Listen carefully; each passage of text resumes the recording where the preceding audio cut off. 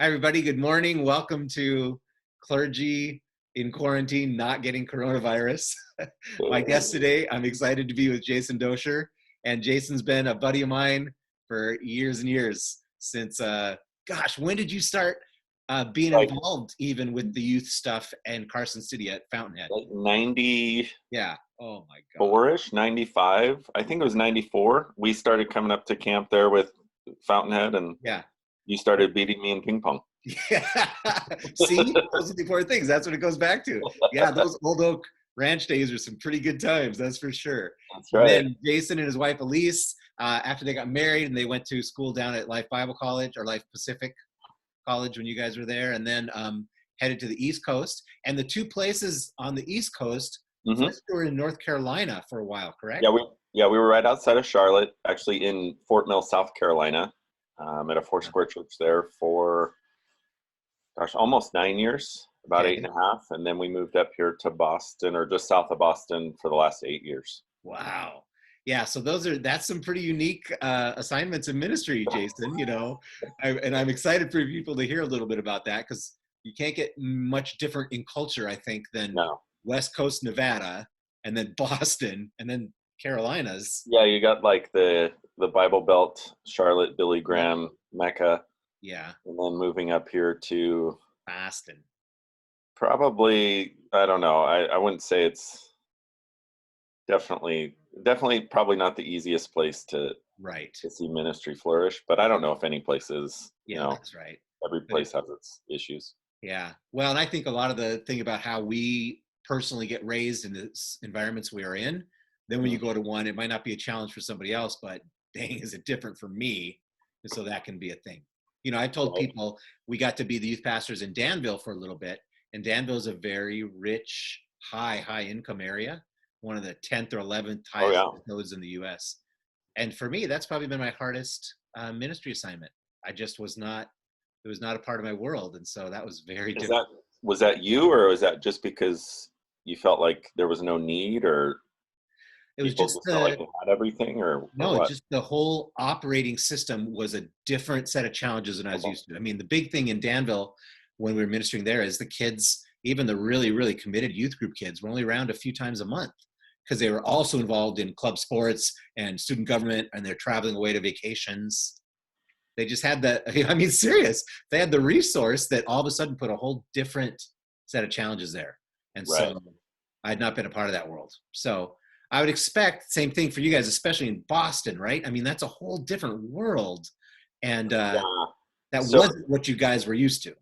yeah, there's a few major things that took us a while to get used to. First is like just this, almost just like this general disposition of not trusting religious Interesting. anything tied to the Catholic Church, and people Sure. associate all churches with the Catholic Church.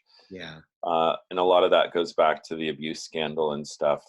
But Yeah. there's just a distrust toward any kind of organized or unorganized religion. Right. And so that takes a while to break down.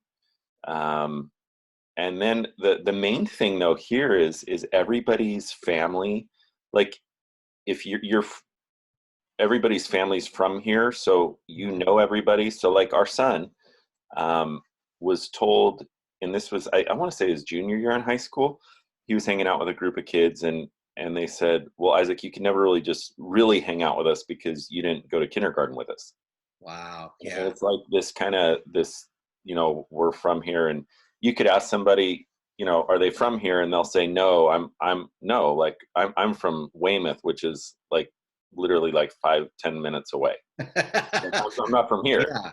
Isn't Um, that interesting? so Yeah, that's so definitely an East Coast thing. I mean, that's yeah. West Coast is so much more free, probably because of the immigration and Right. you just don't have the 200-year roots of people living there. Yeah, and so getting to know people for us was a huge challenge, Yeah.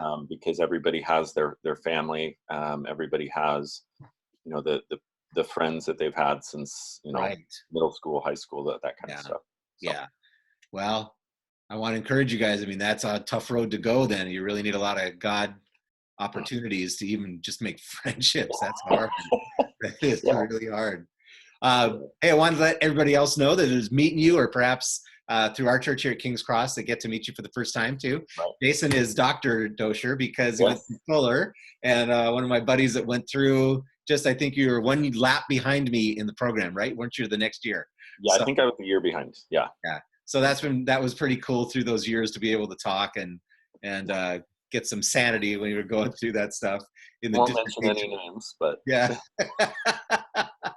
And the really awesome thing is, man, I've been so blessed. Your dissertation and the research and the study you did was on how churches can interact with the LBGT community right. and ministry in those senses, and how to make healthy bridges in all those. And man, that's some cutting edge stuff, because that's important in the society that we're living in, and it's hard thing to push through. So man, I loved that. I loved your dissertation and the work you did on that. It was well, I feel like it's almost outdated now because of how fast things continue to change. Yeah. And Wow. so like when I was doing it, the most of my research, and I want to say the year I did most of my research was 2015. Yeah. Like the whole transgender thing wasn't even, I mean, it was emerging But as not a front and topic, center. but no, it was Yeah.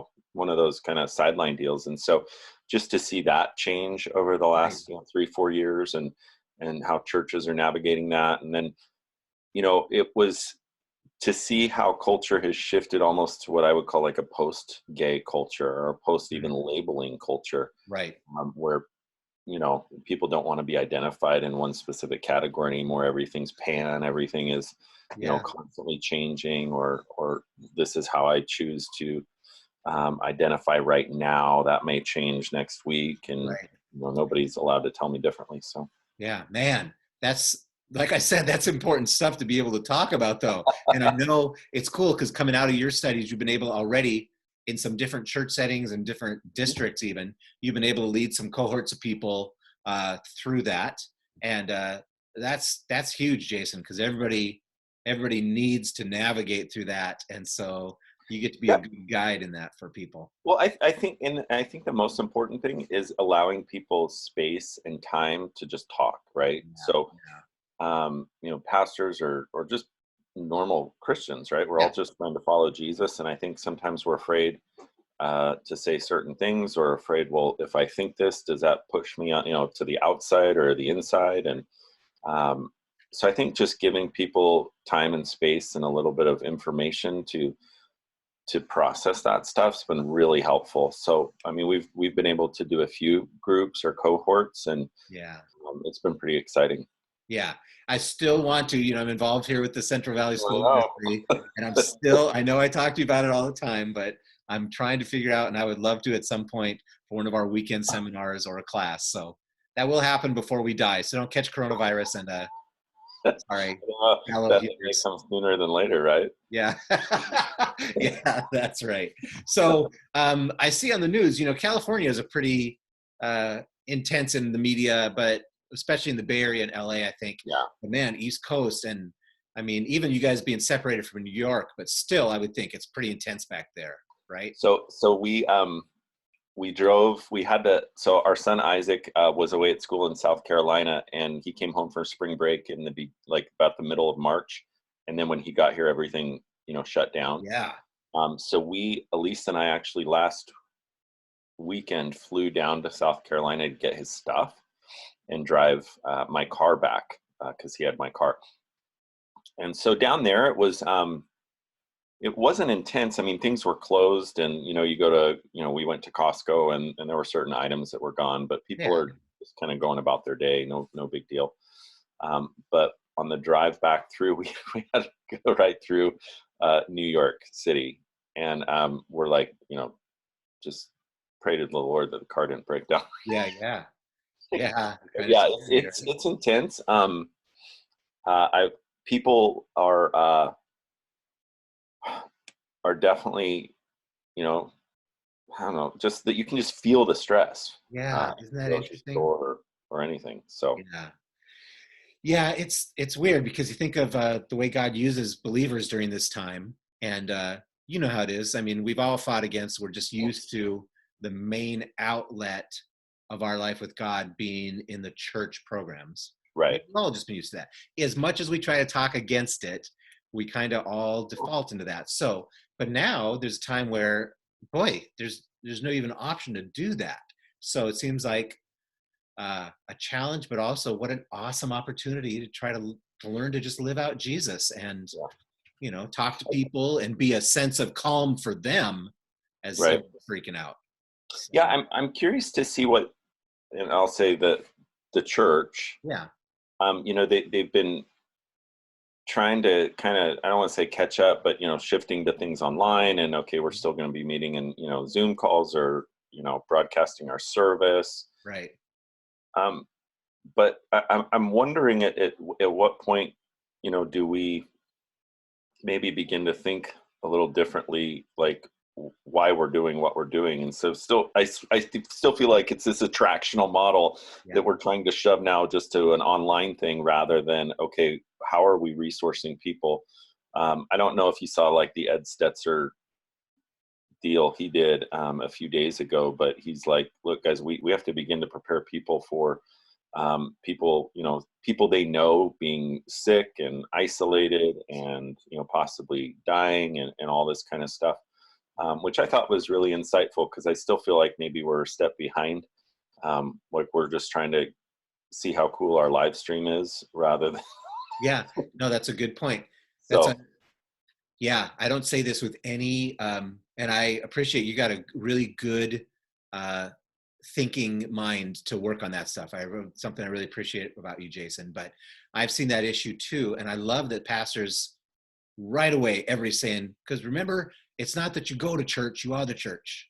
right, By that same token, not only do you not go to church, you don't just watch church right. online either. So yeah, so that is a challenge in this time, and yeah, God's going to work us into it no matter what, whether we all go kicking or screaming. I think that's one of the things. Well, the Lord is really trying to work this understanding of being God's people, being the church. Well, I So, think I think one thing I heard, it was from a church in Portland or whatever, but one thing they decided to, well, not to force everybody to do, obviously, but right. try to get people to do, is have a buddy system where you have one Checking. person in the church where you talk to them on a daily basis. Now they're from a community where it's mostly single people, Right. but at the same time, That's cool. I think it's really helpful for people, Yeah. just to have more tangible, specific steps. And so that Yeah. was the one thing that they were really stressing is, hey, who's your buddy? Check in with your buddy every day. That's so uh, cool. so Yeah. That is a pretty neat system. yeah. Yeah. We'll have to talk about that with King's Cross. So we planted, here in Fresno last Yeah. summer, and it was kind of cool the way that our paths had gone and everything, and to be back around, um, and in a little bit, it kind of reminded me, you guys have gone on a journey also, and I know you Mhm. still have family and friends back in Nevada, and I know you just stepped into last January now another season of, okay, God, where are you going to lead us? Right. So maybe I just want to encourage you, man. Who knows? Who knows how God does things, but it always seems to work, and He's always out there leading us. We I don't go fall off from the edge of the map. I go from excited to like, oh my God, like this is all coming apart. Like there is no God. We're, we're gonna Uh, die. yeah, I know. In a That's panic. But I don't know. It's crazy. yeah. We're, I was thinking it really hit me the other day. Such a well-known scripture talking about, man makes our plans, but the Lord directs our steps. right. And I don't know why. I mean, a lot of times the very simplistic, well-known scriptures, I never really unpack it and think about it. But all of a sudden it just hit me. It's like, oh my gosh, I still think I'm in control of my plans. And how much do I have to look over my shoulder to really realize, no, I mean, God's driving my life totally. But yet, how is it that I still think that somehow I'm able to make the plans and stuff? It's like, I got to give that up, man. Uh, Finally, with enough distance or mileage looking behind me, I'm like, well, I never would have planned that or that or that or that. Right. God definitely drove me in that stuff. So So is that something obviously that you're still learning? Oh yeah. or Well, that's what I mean. It surprises found me. the secret so you can tell me. No, it's like, how can I not? It's bizarre. How can I still not really have that reconciled? It's still, it's like, seriously, I just really, where I go is because God's doing all this. So yeah, I don't know. Yeah, for those of us that go through some transitions, and then it's hard not to be jealous of someone else's life when you look at it and like, the path God chose for them was they got to root down somewhere, and it's now been 30 years. I'm like, man. Yeah, I look at, like Louis, Yeah. um, I wonder, like, so, gosh, it would be so, I mean, I'm sure there's struggles in every Yeah. area, but yeah, there's parts of us that long for those deep connections, those Yeah. deep roots, kind of, Yeah. but, Yep. um, Well, we'll God figure knows it out. he's driving. That's for Yeah. sure. Well, dude, thank you. Thank you so much for coming and talking. And All right. I'm trying to just, again, I really want people to meet other people that during my years here have impacted me, my friends, people that I see living out for Jesus in all these different contexts. But so I really want folks to meet you. And now that you guys have been on the East Coast for that time, it's like, wow, even some of the people involved in my stuff where they used to know you from coming to camps and things, now you're probably unknown to some of those folks. So I'm Right. glad they get to meet you. Yeah. Well, thank you for having me. Yeah. Uh, Yeah. I Isn't it look very forward. talk show like? Hey, thank you for coming. Thank you. I look And forward to you inviting me out to do a to seminar class. or Yep. And a class. seminar. We're going to get it. We're going to get it. Okay, So, buddy, I want to pray for you and then we'll be all done. right. Okay. All Sounds good. right.